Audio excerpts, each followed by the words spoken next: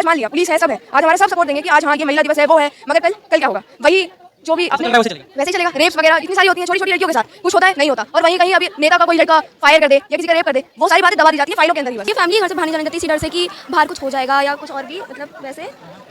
पर अगर आप देखो ऐसे ऑल ओवर सब जगह कि कोई सेफ नहीं, अगर हम कहीं रात को बाहर बिता रहे हैं या कुछ भी कर रहे हैं तो एकदम अंदर से ना एकदम डर सा लगा रहता है कि बस जल्दी महसूस नहीं करते। बिल्कुल भी नहीं कि एकदम ऐसे घर पहुंच जाए सेफली, कुछ ना हो, कुछ मतलब गलत बीच नहीं हो, कुछ भी ऐसा ना हो जिससे हमें कुछ हो। फैमिली के फोन आ रहे हैं कि कब घर आओगे, कब क्या करोगे, और अगर इनकेस अगर कुछ ऐसा हो भी जाता है, कोई कमेंटबाजी कर दिया, कुछ कर दिया और हम किसी से शिकायत करते हैं तो वो हमें ही फोन मारता है कि तुम लड़की हो के इतनी रात को बाहर क्यों निकल रही हो, छोटे कपड़े क्यों पहन रखे हैं, क्यों कर रहे हैं, हर एक चीज़ पे वो हमें ही कमेंटबाजी करते हैं। नमस्कार दोस्तों, आज हम जंतर मंतर पे खड़े हैं और महिलाएं प्रोटेस्ट कर रही हैं 8 मार्च को, आज महिला दिवस के मौके पर। क्यों प्रोटेस्ट कर रही है? महिलाओं के अधिकारों के लिए, समानता के लिए, जो उन्हें समाज में नहीं मिल रहा है। लेकिन आज हम महिलाओं से बात करेंगे कि क्या क्या कमियां हैं देश में जिससे महिलाएं भी प्रताड़ित हो रही है और महिलाओं का शोषण हो रहा है। क्या महिलाएं के अधिकार इतने नहीं मिले कि महिला रोड पे प्रदर्शन कर रही है? पल्लवी और नैन्सी खड़ी हैं हमारे पास। क्यों आई हैं यहाँ पे और किस लिए आई हैं? पहले तो ये बताइए।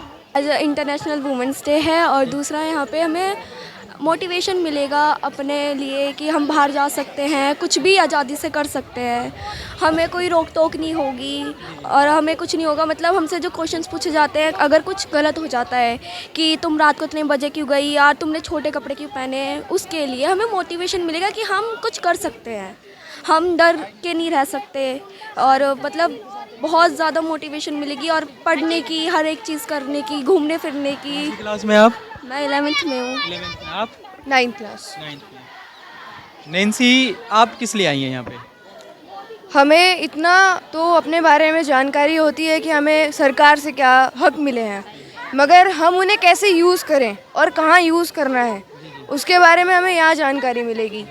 जैसे कि हमारे दिल्ली में या फिर आप किसी भी शहर में जाइए, आप देख सकते हैं कि जो पुलिस रिपोर्टर्स या फिर रिपोर्टर्स, पुलिस, ये जितने भी, हाँ कोई भी महिलाएं, मैं महिलाओं की बात नहीं कर रही हूँ, मैं इस समय बात कर रही हूँ जो पुलिस वगैरह होते हैं।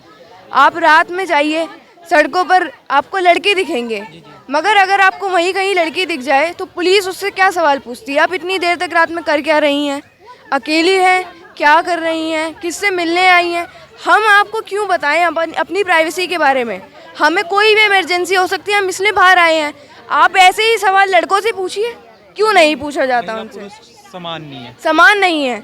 यहाँ पर बात हो रही है कि हमें समानता मिले, मगर जो यहाँ, चलो आज मान लिया पुलिस है, सब है, आज हमारा सब सपोर्ट देंगे कि आज हाँ ये महिला दिवस है, वो है, मगर कल कल क्या होगा?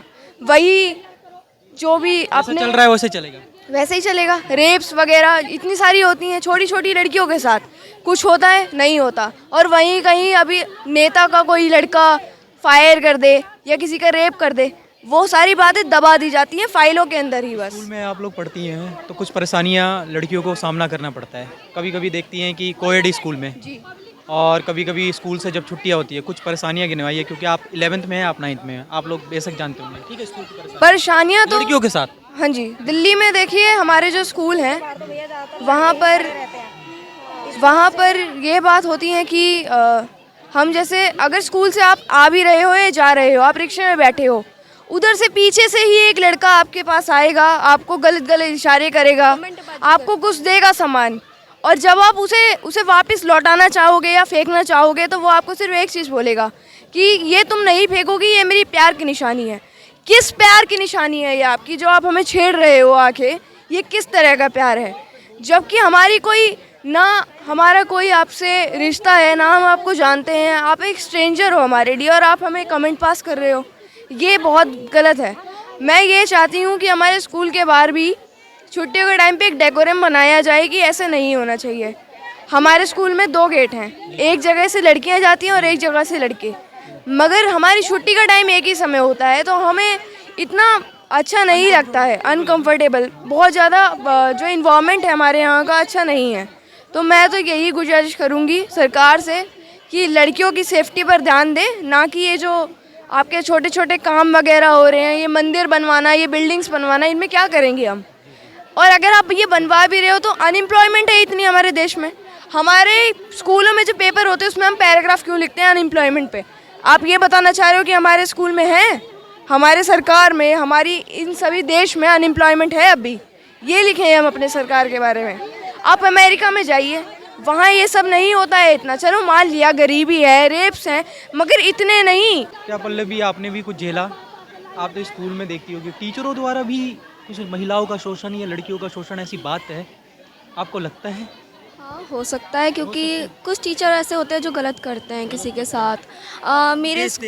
मेरे स्कूल में, मतलब जो मैं न्यू जब स्कूल में गई थी, तो एक सर थे, जब मेरे स्कूल में नई एडमिशन हुआ था गवर्नमेंट स्कूल में, तो वहाँ पे मुझे बताया था कुछ लड़कियों ने कि एक सर थे हमारे, उनको 2 महीने के लिए निकाल दिया था स्कूल से, क्योंकि उन्होंने किसी लड़की के साथ गलत करने की कोशिश करी थी। और अब वो टीचर, हाँ, ये ऐसे बताया था कि उन्होंने कुछ करा है, ये करा है, और मतलब उनके रहन सहन से भी ऐसा लगता है कि वो हैं ऐसी, मतलब जो गलत करते हैं। और वैसे भी स्कूल के बाहर भी वही सब चीज़ें रहती है, और बॉयज़ टाइम में भी ऐसे ही रहता है। समझिए, ये बात वैसी है कि यहाँ लड़कियों को दबाया जाता है। ये जितना भी पूरा देश है ना, ये पूरा शासनी देश है। मैं तो यही मानती हूँ। जब मैं छोटी थी तो मुझे लगता था कि बीजेपी एक बहुत अच्छी सरकार है, और मैं एक सरकार को नहीं कह रही हूँ, मैं हर सरकार को कह रही हूँ। कोई ऐसी सरकार नहीं है जिसने हमारे लिए कुछ करा हो, मुझे ऐसा लगता है। क्या करा है इन्होंने? स्कूल बनवा दिए, थोड़ी सी अपनी प्राइवेट कॉलेजेस बना दिए, आप हॉस्टल में देख लीजिए। चलिए, मैं एक बात को आप सारे केसेस हटा दीजिए, रोड पर जहाँ पर भी कुछ भी हुआ हो, कोलकाता का तो आपने सुना ही होगा ना, वो हॉस्पिटल, याद आई वो दर्दनाक बात, याद आई। मैं अब ये पूछना चाहती हूँ कि उस हॉस्पिटल में कोई ना कोई पुलिस कर्मचारी तो होगा ही होगा। आप मुझे ये बताइए कि उसका कोई निकला, जवाब मिला नहीं कोई आपको? किसने करा दिया गया? कुछ करा उसने? नहीं करा। सरकार ने कोई धरना करा? नहीं करा। अब मैं ये पूछना चाहती हूँ, जब वो नहीं करेंगे तो हम तो करेंगे ना।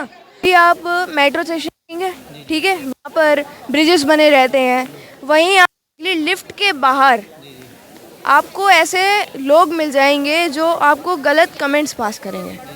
अभी कुछ ही महीनों पहले की बात है, अभी हम कालका जी मंदिर जा रहे थे, वहाँ पर ये ब्रिज की बात है, और आप भी थे मेरे साथ। लिफ्ट के बाहर वहाँ पर एक आदमी बैठा था, मतलब खड़ा ही था, नशे में पूरा धुंध, ना उसे अपना वो कुछ है या नहीं कुछ है, और क्लोथ्स पूरे खुले हुए थे। और मैं इतना नहीं बताना चाहूँगी क्योंकि ये उसमें है, तो मतलब वो चीज़ें अच्छी हैं ही नहीं। जो आप देखोगे भी तो आपको ऐसा लगेगा कि हम तो सेफ़ हैं ही नहीं भाई, क्या कर रही है हमारी सरकार? मैं ये पूछना चाहूँगी। अगर आप देखो, हमारी इस कैपिटल को संभाल कौन रही है? रेखा गुप्ता जी संभाल रही हैं। वो कौन है? वुमेन ही तो हैं। वो सेफ़ हैं क्योंकि उनके पास पावर है, उनके पास पैसा है। हम क्या करें?